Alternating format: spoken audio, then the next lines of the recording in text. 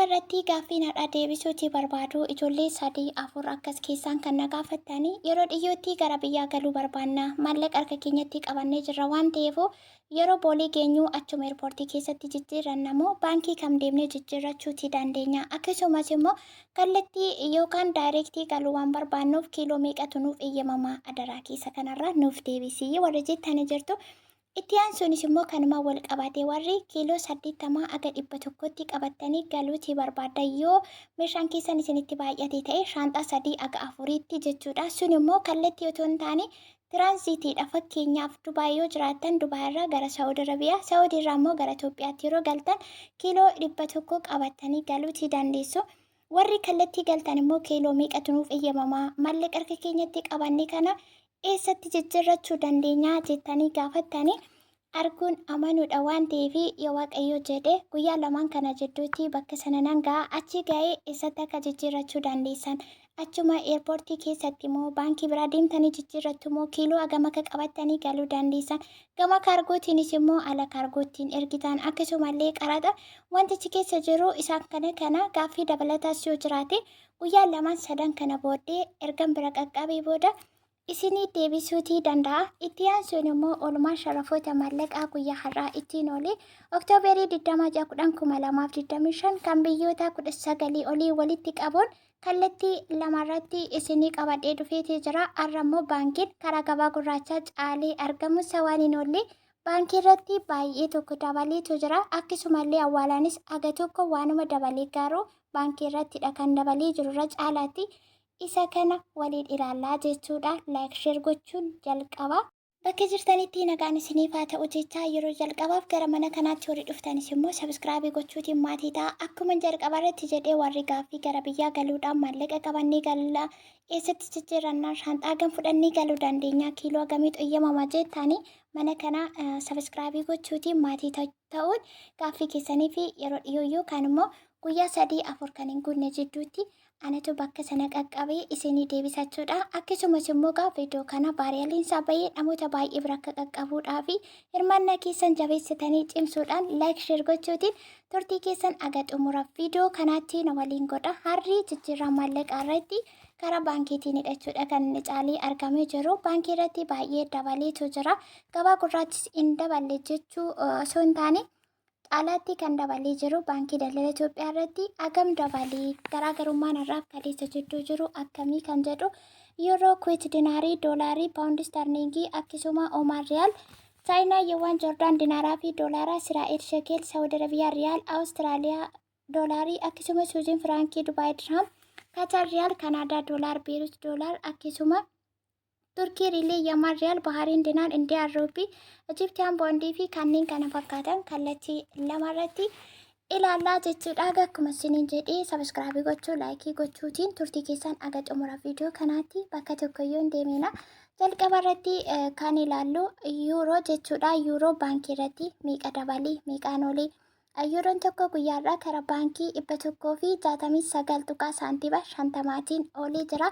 Karaa gabaa gurraachaa immoo 189 saantiba 21tiin oolee jira jechuudha. Irraa jalqaba baankii irrattidha kan ilaallu. Itti aansuun immoo karaa gabaa gurraachaatiin hubadha.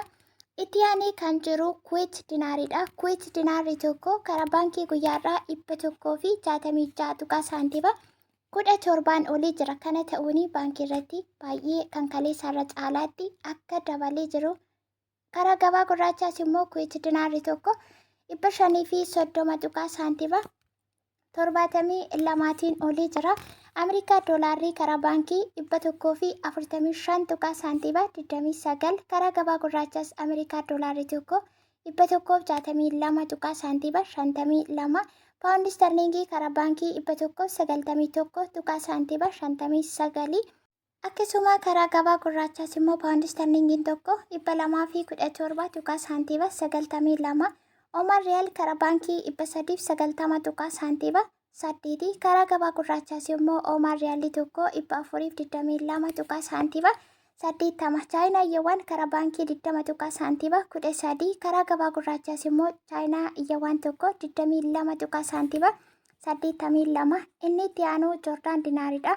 Joordaan dinaarri tokko karaa baankiitiin 211.55 karaa gabaa gurraachaas Joordaan dinaarri tokko 229.13tiin olee jira.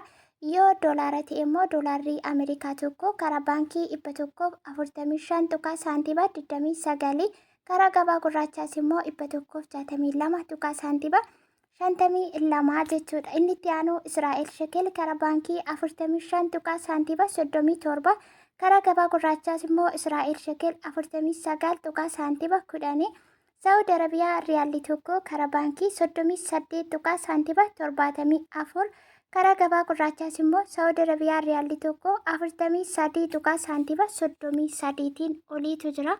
Akkasumas itti aanee kan jiru Awustiraaliyaa doolaarri tokko karaa baankii 97.46 karaa gabaa gurraachaas Awustiraaliyaa doolaarri tokko 105.50 Suuziin firaankii karaa baankii 179.85 karaa gabaa gurraachaa 204.98 Dubaay dirham karaa baankii 39.56 kana jechuun Dubaay dirhamni tokko karaa baankii daldala Itoophiyaa irratti 39 ta'aa jechuudha. 39.56 akkasuma karaa gabaa gurraachaas immoo Dubaay dirhamni tokko 44.22tiin olii jira. Katar riyaalli karaa baankii 41.15 karaa gabaa gurraachaas immoo Katar riyaalli tokko 43.50tiin olii jira. Akkasuma immoo Awaash baankii irrattis maaliif biraa hambistee viidiyoo guyyaa kaleessaa irraa warri jettan jirtu Awaash baankii umarratti in ilaallaa jechuudha. Awaash baankii irrattis immoo meeqa akka ta'e meeqa akka dabale. Inni itti aanu Kanaadaa doolaarri tokko karaa baankii 106.81 karaa gabaa gurraachaa 115.76 Beerut doolaar karaa gabaa gurraachaa 162.44tiin olee jira. Baay'ee ijoolleen Beerut jirtanii tokkoon keessanii koomentii keessa yeroo ilaalu Beerutii 164 jettanillee warri barreessitan jirtu jechuudha. Warra akkasii warra dallaalaa sirriitti erguu qabaatan jechuudha. Kana jechuun Beerut 162 ol ta'uu isaati jechuudha.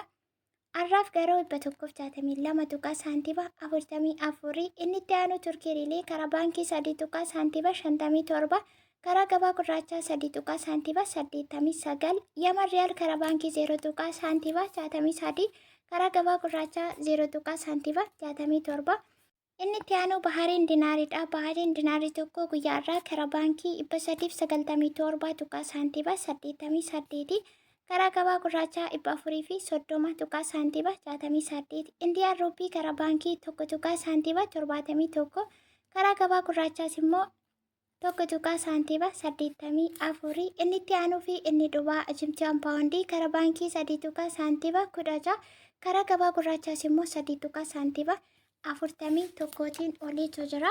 Sharafoota maallaqaa guyyaa har'aa ittiin olii karaa baankii daldala Itoophiyaa fi akkasumas immoo karaa gabaa gurraachaatiin haala kana fakkaataa. Inni itti aanuu fi inni dhumaa Awaash baankii irrattis immoo meeqaan akka olii waliin ilaallaa jechuudha. Doolaarri tokko ishee Awaash baankii irratti guyyaa har'aa 146.52tiin olii jira. Kana jechuun baankii daldala Itoophiyaa irratti Ameerikaa doolaarri tokko 145 Awaash baankii irratti immoo 146.52 inni itti aanu yuuroo 169.95 paawundi sterlingii 195.89 suuziin firaankii 174.70 inni itti aanu Saawud Arabiyaadha. Amma kan isinitti himaa jiru Awaash baankii irratti ta'uusaa hubadha.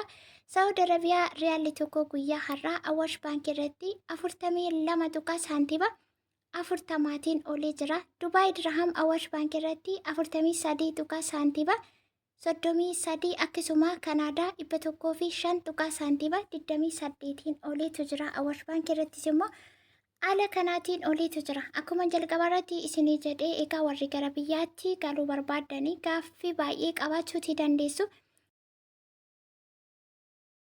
Isa kana hundumaaf immoo deebii kanaan isinii deebisu akkuma isiniin jedhee guyyoota 2-3 kana jidduutti achi waan qaqqabuudhaaf gaaffii keessan hundaaf deebii isinii fida. Isinis immoo isa laayikii gochuudhaan akkasumallee sheer gochuudhaan sabskraabii gochuutiin notifikashinii beelirra kaawwachuutiin guyyaarraa gara guyyaatti viidiyoo asirratti dhufu hordoftanii wanta isin fayyadutti fayyadamtanii haala kamiin akka galuu yookaan kiiloo hagamii akka dabarfachuu dandeessan maallaqa akkamitti akka jijjiirrachuu dandeessan warri tiraanziitii galuu barbaadan warri kaargoo ergachuufis immoo ergitaniis immoo qaraxa maal jettan isa kana isiniif deebisaa jechuudha. Kanaafuu infoormeeshiniin mana kanarratti dhufu viidiyoon akkasiin hin dabarre sheerii walii godhaa maatii ta'aa jecha viidiyoon har'aaf qabadhee dhufe kana fakkaata biraatiin nagaan deebi'utti bakka jirtanitti nagaa ta'a.